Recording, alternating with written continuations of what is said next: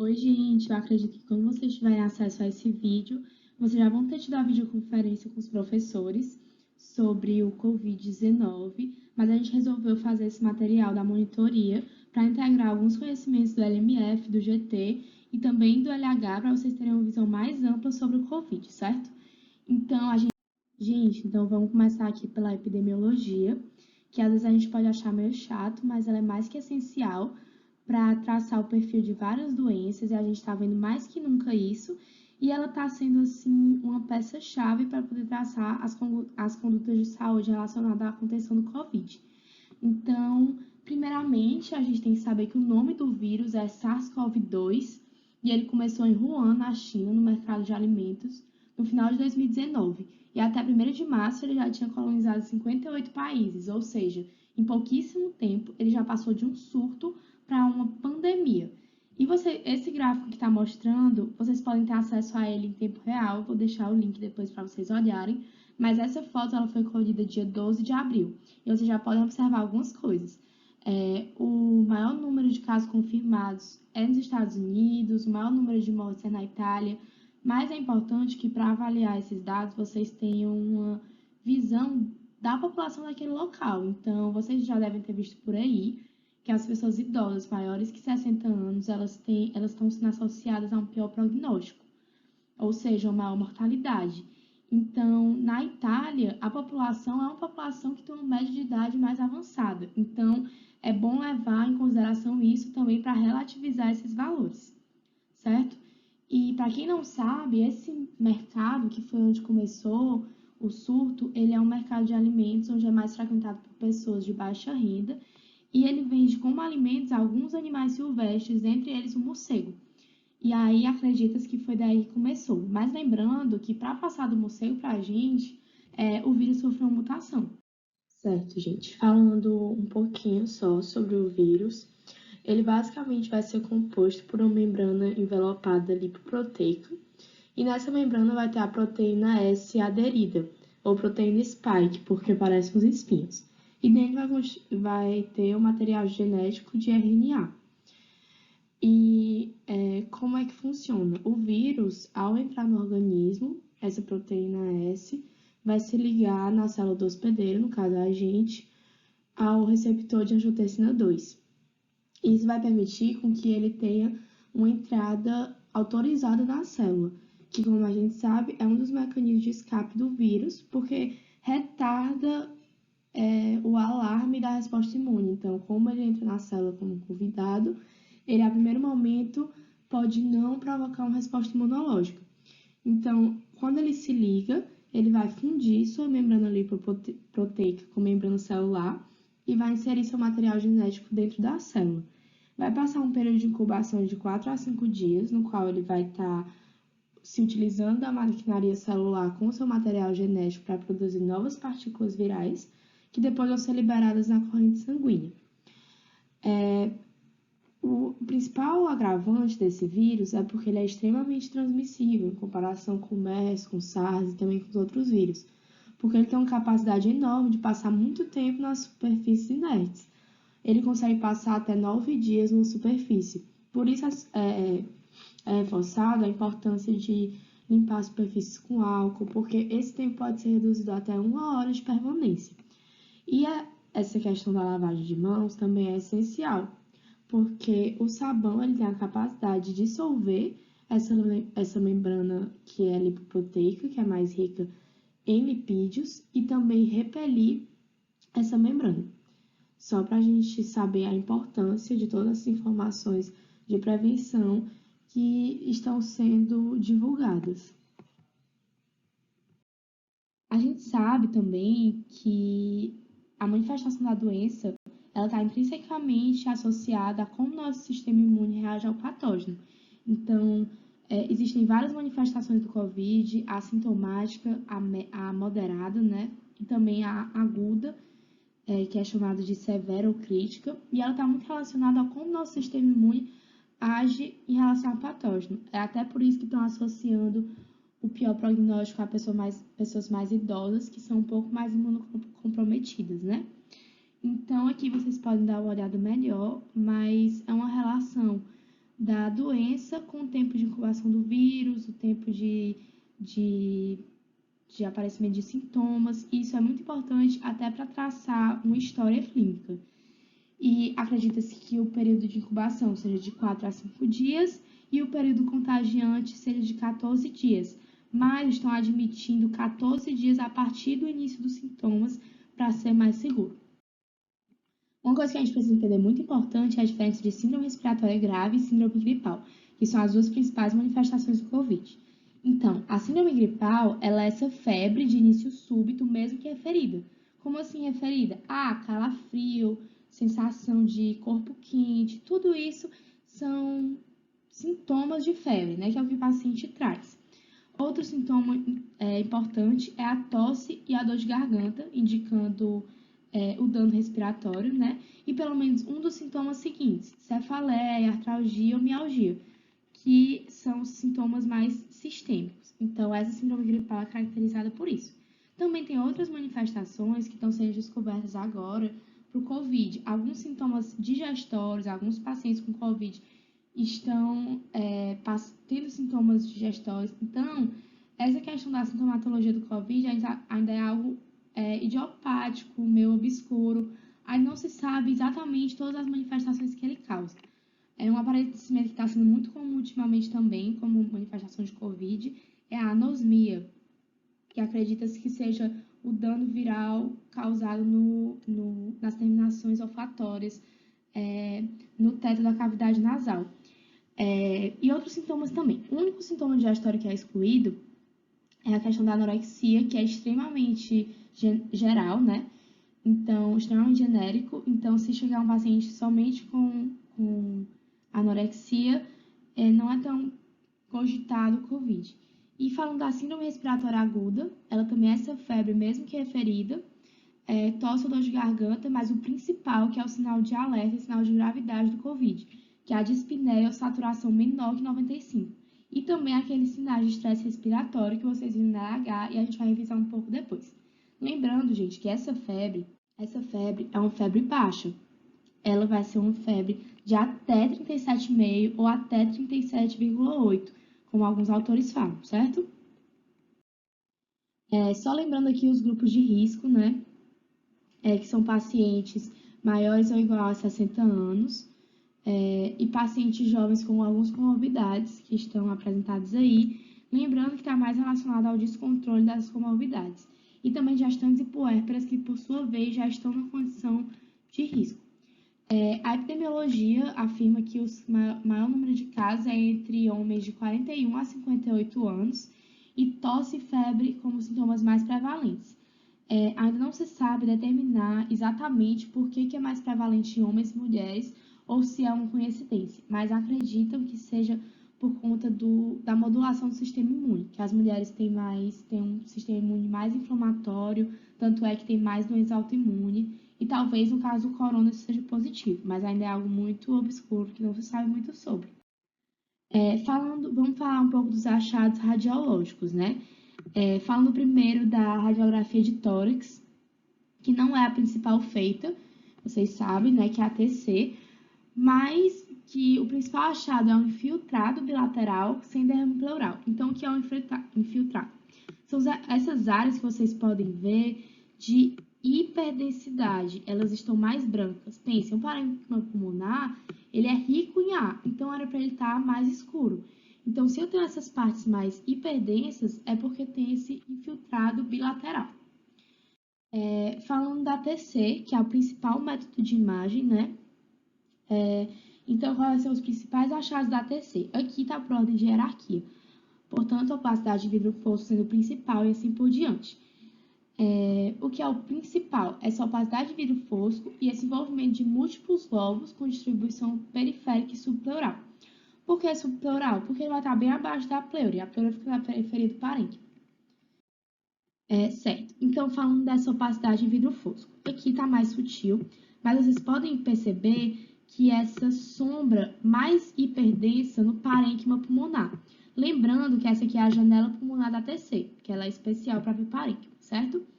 E ela tem uma manifestação mais periférica. Aqui eu posso ver um grau mais acentuado, mas ainda mais periférico. Aqui já tem um acometimento mais central e está associado a doenças em estágios mais avançados. Aqui eu posso ver também na radiografia, na TC de perfil, e aqui eu posso ver o pulmão direito, ao passo que eu vejo as duas fissuras.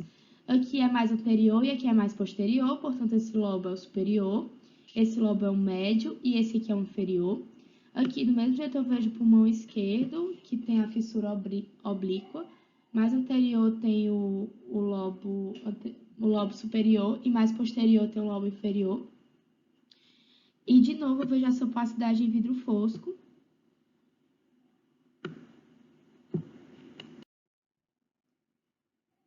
Eu queria aqui chamar a atenção de novo a esse acometimento periférico subpleural. Ao passo que a pleura está aqui, você vê que esse acometimento é como se ele surgisse da pleura, que prova que ele é bem periférico mesmo. Aqui é uma TC de perfil e dá para ver isso bem. E aqui na axial dá para ver melhor ainda, que você vê que está mais manifestado nas bordas, né? Aqui eu queria chamar a atenção para a consolidação, que ela também vai ser um achado muito comum e ela vai diferir do vidro fosco, porque ela é um pouco mais heterogênea, ao passo que no vidro fosco a gente vê uma coisa mais homogênea e mais sombreada. Aqui vai uma coisa mais heterogênea. E também o espessamento de septo, que é o aparecimento justamente dos septos. O que são os septos? Como você sabe, o pulmão é formado por parênquima, se eu diminuir, lobos, se eu diminuir, segmentos. Esses segmentos, por sua vez, são formados por lóbulos, e esses lóbulos são formados por ácidos. O que são esses septos? São essa membrana de tecido conjuntivo que determina os lóbulos pulmonares. Então, quando eu tenho um edema nesse septo, ele fica mais aparente na TC. E é muito comum esse achado em doenças infecciosas. Aqui eu vejo a broncodilatação, certo? Eu vejo a luz do brônquio bem aberta, mas eu tenho, por sua vez, o espessamento da parede do brônquio, que você vê aqui. Então, esse desconforto respiratório também está relacionado a isso, tanto com as consolidações, com o vidro fosco, mas também porque ao passo que eu tenho a broncodilatação, eu tenho o espessamento da parede, que obstrui também um pouco a luz. Aqui eu queria chamar a atenção porque a TC ela está sendo muito utilizada nesse momento do Covid, realmente ela é muito importante, mas lembrar que ela não pode ser utilizada como um método absoluto de diagnóstico.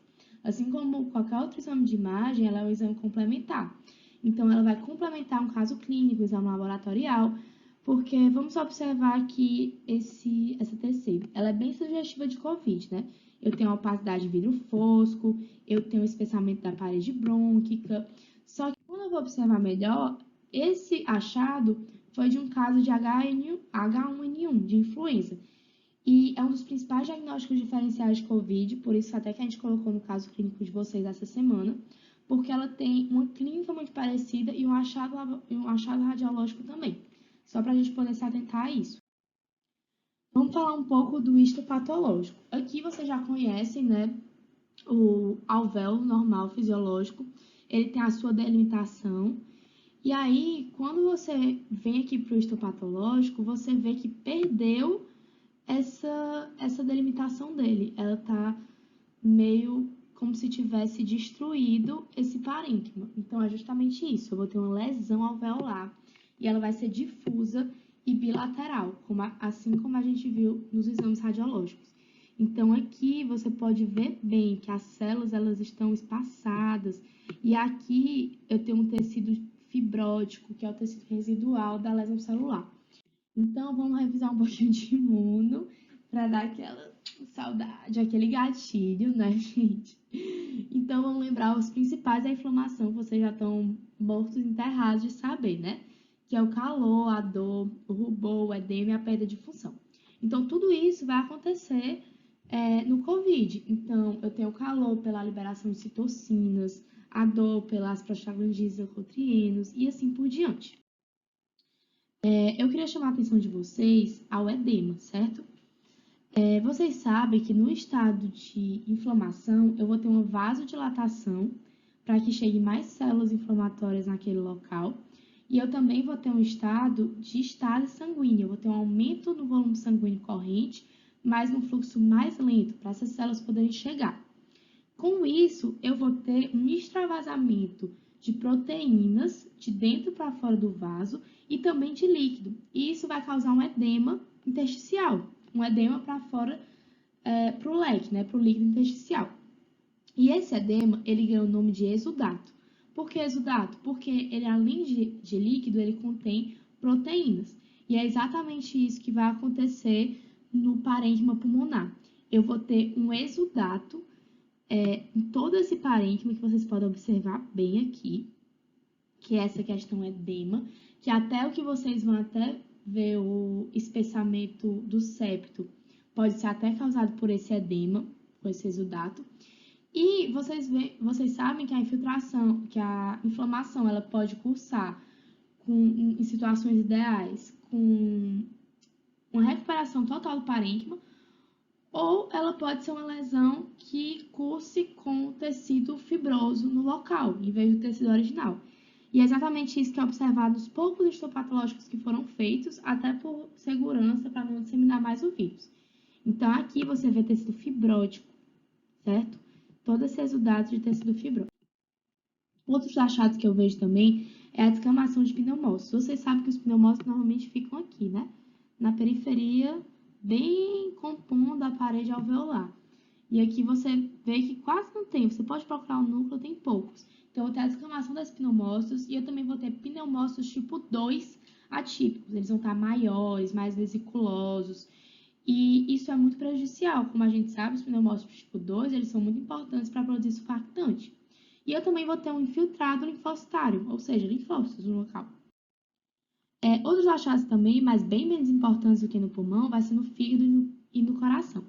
Então, perto aos vasos hepáticos, eu vou ter esse estado aqui de esteatose, que vocês vão estudar depois, que é um tipo de lesão celular, onde as células vão começar a acumular esses vacúolos lipídicos. E no coração, eu consigo ver esse discreto infiltrado mononuclear. Vamos falar um pouco agora de exames complementares. Falando de leucograma, na maioria dos casos ele vai estar normal, e em pacientes muito graves pode apresentar linfopenia. Quanto às plaquetas, elas também vão estar normais no geral, e em alguns pacientes ela pode apresentar no limite inferior, mas ainda na normalidade.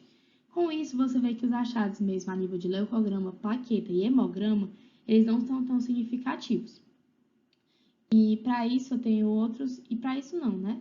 Outros biomarcadores podem ser também avaliados, que é a proteína C reativa, que vocês sabem que é muito importante para o sistema complemento. Então, no COVID, uma coisa que foi detectada é que ele gera um estado extremamente inflamatório. Então, eu vou ter muita citocina, muita proteína C reativa, citocina principalmente L6. Então, eu posso dosar isso e verificar que a proteína C e as citocinas vão estar no nível muito alto.